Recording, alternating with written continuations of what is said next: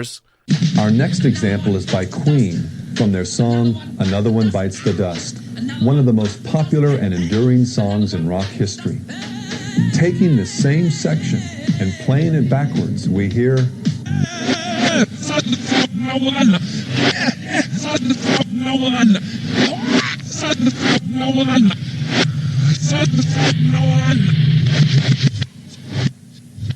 Understanding what we learned in part 3, that drugs and sorcery are closely tied together, it's easy to see the satanic motivation behind the command, start to smoke marijuana.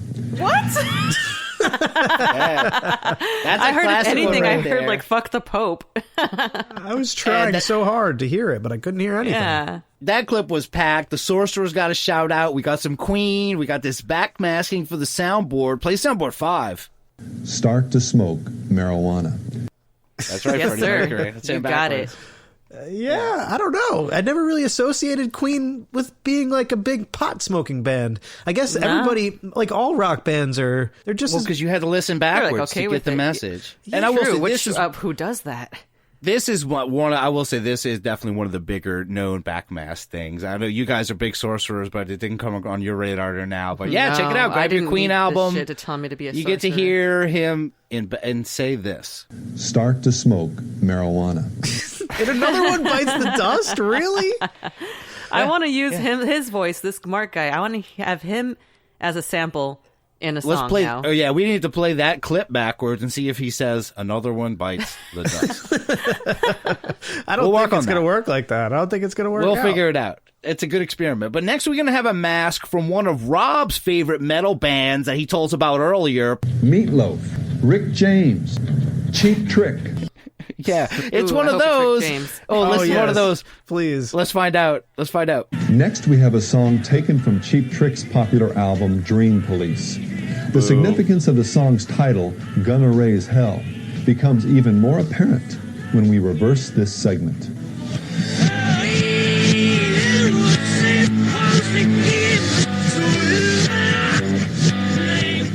Again.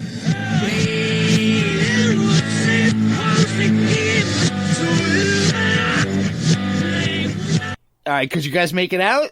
No, but that's a sick melody. Of course not. Lay off the sorcery when we're recording. Sorry. Because what Cheap Trick is saying is, you know Satan holds the key to the lock. You know Satan holds the key to the lock. No. I mean, I Oh, did sang know it. that. I did know that he regret holds the that. key to the lock, but I just I need to brush up on my sorcery and hear that shit better next time. So we're going to hear it again and look for, you know Satan holds the key to the lock. Let's, and keep that in mind. Eric, one more time. More time.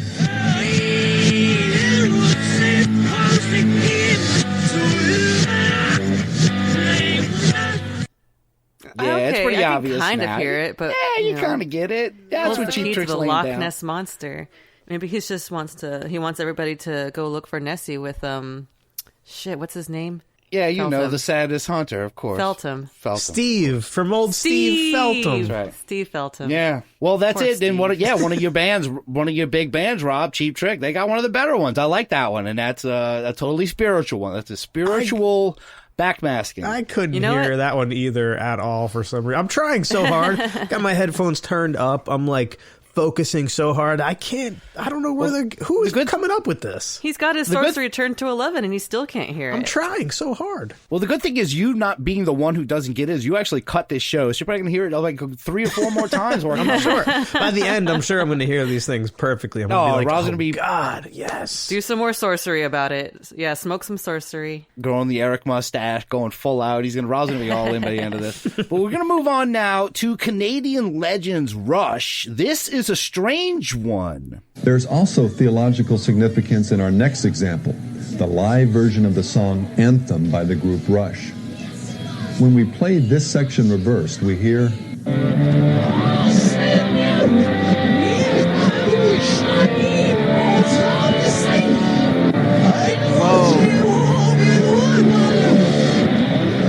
Again.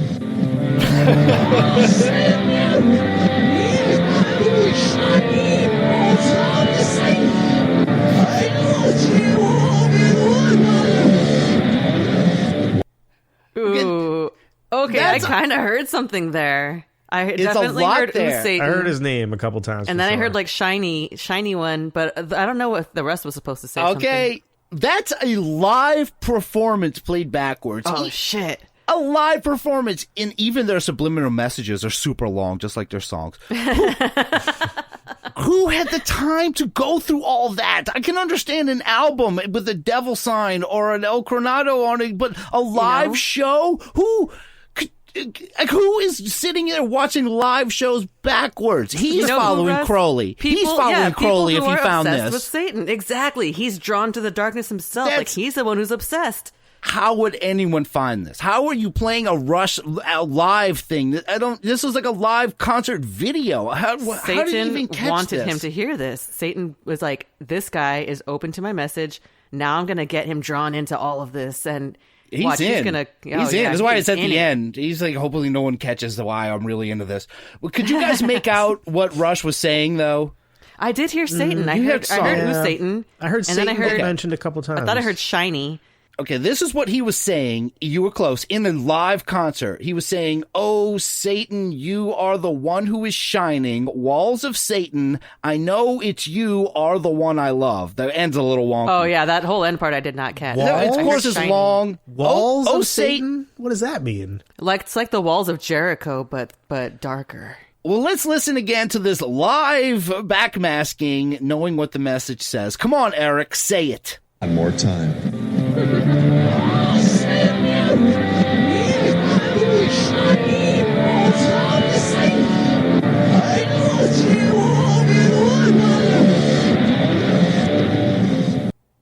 Oh, of course, we got it now. Kind of heard "I love you" in there. I thought it sounded like he said Satan has a shiny nose.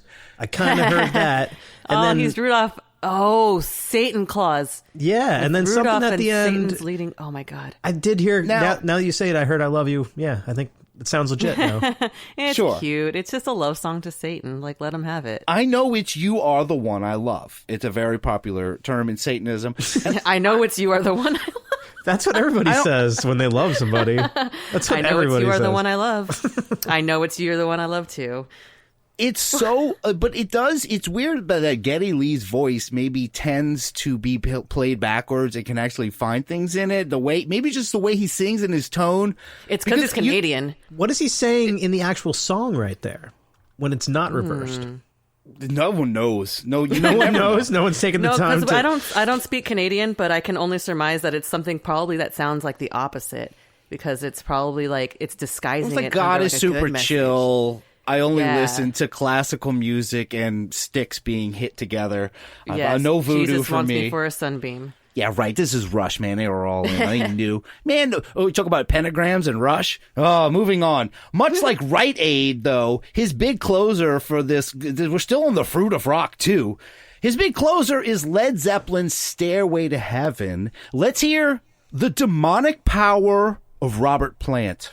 Our last example is taken from Led Zeppelin's classic, Stairway to Heaven. Yes, there are 2 paths you can go by, but in the long run, there's still time to change the road you're on. I hope so. Once again, there's enough poison in the song forwards to prove fatal.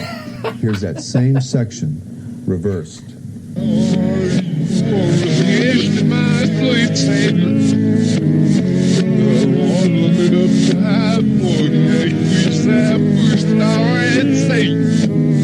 Oh. I heard Lord Satan there. Whoa. A lot there. Like he said, it's bad enough forward. Could you guys understand that part? There's enough poison in there forward. If you play it backwards, it's double I agree. Poison, okay? I agree, just because that live version is terrible. Oh, man. I don't mean like the way it was performed, but I've heard that live version before, and after every freaking lyric, Robert Plant answers himself. It's just so cringy. That was actually the devil working through him, because this is one of those spiritual backmaskings, and what it said was, he says, "My sweet Satan, no other made a path, for it makes me sad, whose power is Satan." Makes no sense, does it? Yeah. Oh man, I love. He should be an actual backwards writer. All right, so let's listen for it. Yeah. Listen. It's My Sweet Satan, no other made a path, for it makes me sad whose power is Satan. One more time with satanic context. Eric! One more time.